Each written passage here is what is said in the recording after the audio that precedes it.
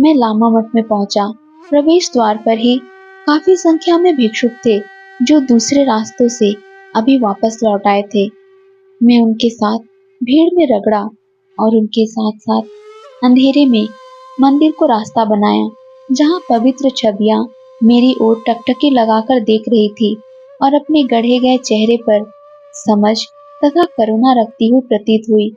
मैं डूबकर पद्मासन की स्थिति में बैठ गया और भूत और वर्तमान के ख्यालों में विचरने लगा। मैं नहीं जानता मैं कितने समय तक इस स्थिति में रहा। कठिनाइयां मेरे ऊपर घिरती जा रही थी।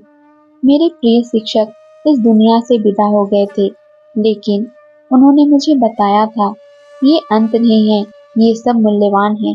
मेरे समीप के भिक्षु अपने अपने कार्यों में, धूल साफ करने में, तैयार करने में, ताजी सुगंध को जलाने में, मंत्र जाप में जुट गए, परंतु कोई भी मेरे दुख में विक्षुब्ध करने नहीं आया, क्योंकि मैं अकेला बैठा था।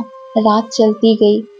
भिक्षुओं ने प्रार्थना के लिए तैयारी की। जैसे ही मंदिर की ऊंची आवाजें गूंजी और चांदी की घंटियां बजी, मंदिर का पुजारी अपने 5 मुंह वाले बुद्ध के मुकुट में मंत्र जपता हुआ आया।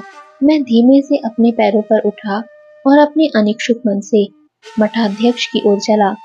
उसके साथ मैंने जो हो चुका था उसका विचार किया और यह कहते हुए कि मैं दिल से बहुत बीमार था, मध्य रात्रि की प्रार्थना से मुझे छोड़े जाने के लिए उनको कहा।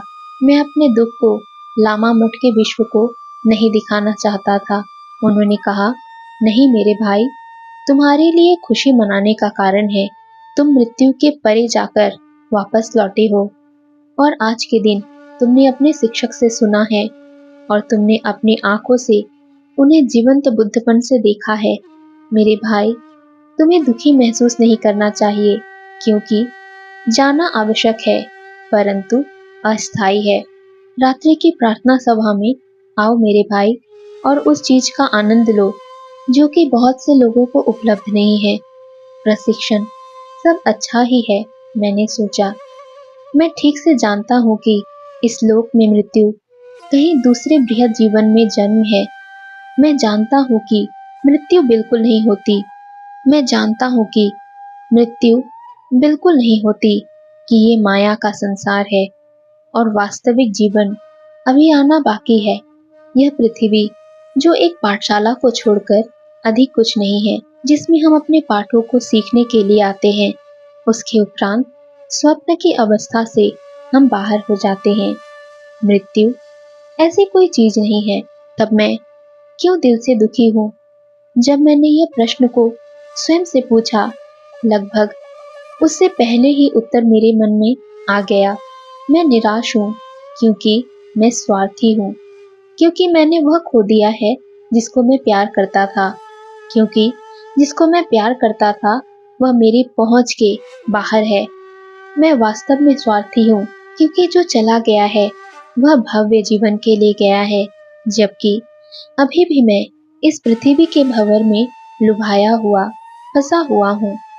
झेलने के लिए, दुखी होने के लिए, भूखा रहने के लिए, वह कार्य करने के लिए छोड़ा गया जिसके लिए एक विद्यार्थी स्कूल में जाता है और तब तक के लिए परेशान होता है जब तक कि वह अंतिम परीक्षा पास नहीं कर लेता।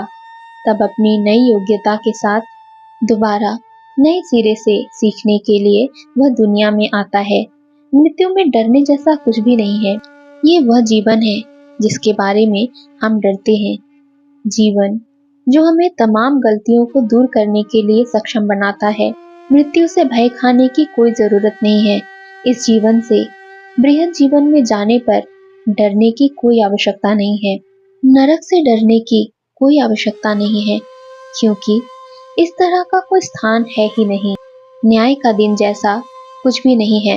मनुष्य स्वयं अपने आप का न्याय करता है और मनुष्य की अपनी कमजोरियों के अलावा कोई दूसरा कठोर न्यायाधीश भी नहीं है। अपनी खुद की कमजोरियां जब वह इस पृथ्वी के जीवन के परे चला जाता है और जब वह अपनी आंखों से अपने गलत मूल्यों को गिरते हुए देखता है और जब वह सच्चाई को देखता है।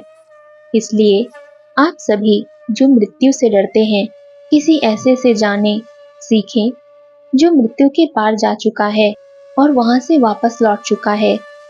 मृत्यु से भय करने की आवश्यकता नहीं है, क्योंकि ये अज्ञात में एक यात्रा है जिसे हम बिल्कुल नहीं समझते, जिसे हम बिल्कुल नहीं जानते, उससे हम डरते हैं।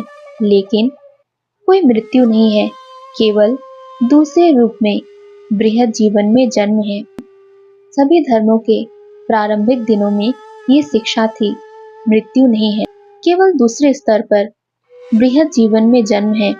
पुजारियों की पीढ़ी दर पीढ़ी सत्य का ही पाठ बदलता रहा है, भ्रष्ट होता रहा है।